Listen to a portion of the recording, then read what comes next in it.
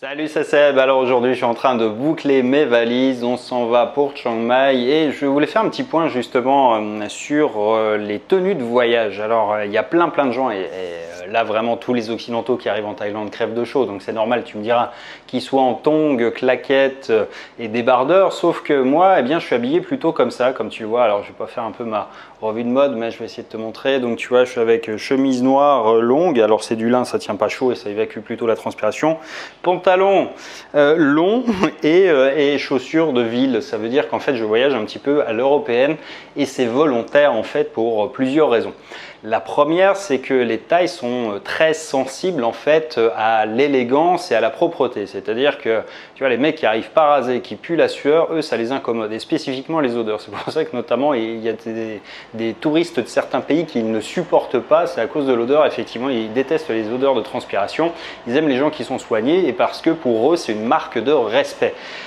Donc ça c'est la première des raisons et c'est vrai que c'est important de le garder en tête. Mais derrière ça, imagine quand tu as un douanier qui voit passer des gens qu'il doit contrôler. Ils fonctionnent exactement comme chez nous les gens, c'est-à-dire s'ils cherchent des gens qui fument, qui prennent des trucs, ils vont chercher chez les mecs qui sont plutôt au look un peu hasardeux ou qui ont l'air d'avoir des têtes de fêtards. Alors moi je ne suis plus fêtard donc ça tombe bien, mais tu vois un peu l'idée, c'est que moi en me mettant un peu dans ce type de costume, en fait je fais la personne qui est un petit peu, qui sort complètement du lot d'une part par rapport à leur client habituel entre guillemets, et puis surtout je m'évite des contrôles et machin. Je me dis que tu vois, et c'est vrai, dans une file où tu as 20 personnes à emmerder, si toi tu es le seul qui est bien habillé, tu as quand même de grosses chances de passer au travers du truc. Et c'est pas un hasard d'ailleurs, si tu discutes avec des gens, tu t'aperçois que les mecs qui te racontent toutes leurs expériences de vie, il leur arrive toujours toutes les catastrophes du monde, toutes les merdes, tous les mauvais plans, enfin tout s'abat sur eux, mais en réalité il y a toujours un fond de raisonnement derrière ça. C'est-à-dire moi tu vois, il m'est jamais rien arrivé, pourtant je me balade la nuit dans des endroits qui sont pas plus safe que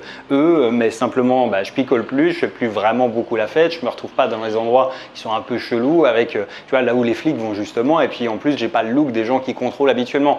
Donc je dis pas que je vais jamais me faire contrôler ou que je vais jamais me faire emmerder, mais ça t'évite quand même la plus grosse partie des problèmes. Alors tu vois, ça c'est le premier truc, mais après on parle des bagages aussi. Les bagages, tu vois, moi je voyage avec un sac. Ce que je te déconseille de faire, je sais que c'est pratique et c'est un peu mythique d'avoir ce setup, tu sais, le gros sac à dos que tu vois chez Decathlon où tu peux mettre 40 ou 50, je ne sais plus combien de litres dedans, enfin tu vois le truc qui ressemble à un sac de toile de tente quoi.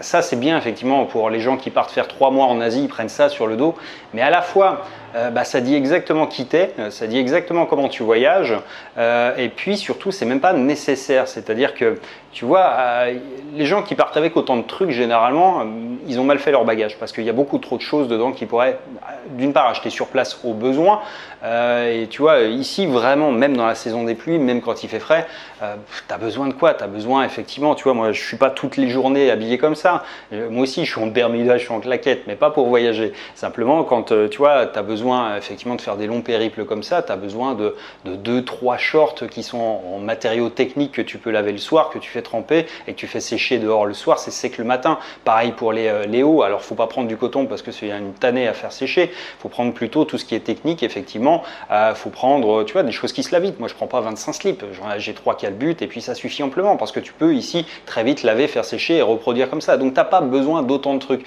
Et c'est pour autant, tu vois, un stéréotype, mais le hipster barbu avec débardeur et le débardeur avec Chang machin, c'est exactement ce que les douaniers, les policiers thaïs vont contrôler en premier, parce que pour eux effectivement ils les mettent dans la catégorie des fêtards qui vont sur les îles pour aller voilà, faire les full moon parties etc, qui sont plutôt généralement dans la catégorie des gens à problème. J'en parle régulièrement de ce truc là, mais il faut comprendre un truc, c'est que les Thaïs en fait ils en ont rien à secouer des gens qui n'ont pas de thunes. Tu vois, les backpackers c'était il y a 20 ans, il y a 30 ans, ça les amusait parce que pour eux c'était pas un business énorme. Aujourd'hui il y a 35 millions de visiteurs en Thaïlande, il y a 8 millions de Chinois qui viennent je crois cette année, et si ma mémoire est bonne il y a 5% des Chinois qui ont un passeport. Alors si tu veux les trucs, les backpackers, les barbus, les trucs, les mecs qui fument, qui picolent, qui mendient dans les rues, parce qu'il y a eu ça aussi en scandale, tu vois, les Européens qui faisaient ça un peu en mode occidental, qui finançaient leur voyage en mendiant dans la rue contre des petits spectacles, des trucs. Ça aussi, les Thaïs supportent pas. Il y a très peu de mendicité en Thaïlande pour ces raisons-là, parce que c'est très mal admis. Alors c'est encore plus mal admis quand tu viens d'un pays riche par rapport à eux. Il faut le comprendre.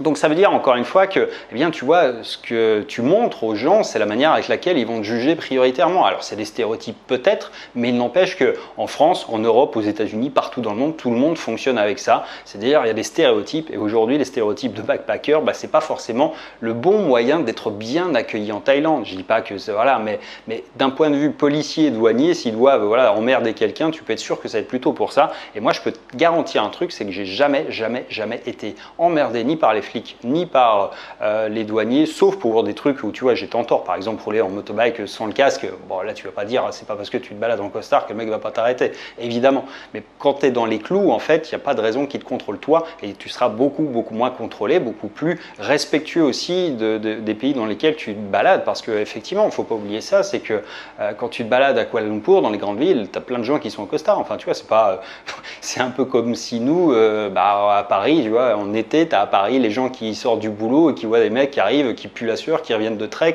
qui arrivent avec le gros truc, leur gros sac à dos, ça fait plaisir à personne. C'est pas voilà, c'est exactement pareil au bout du monde.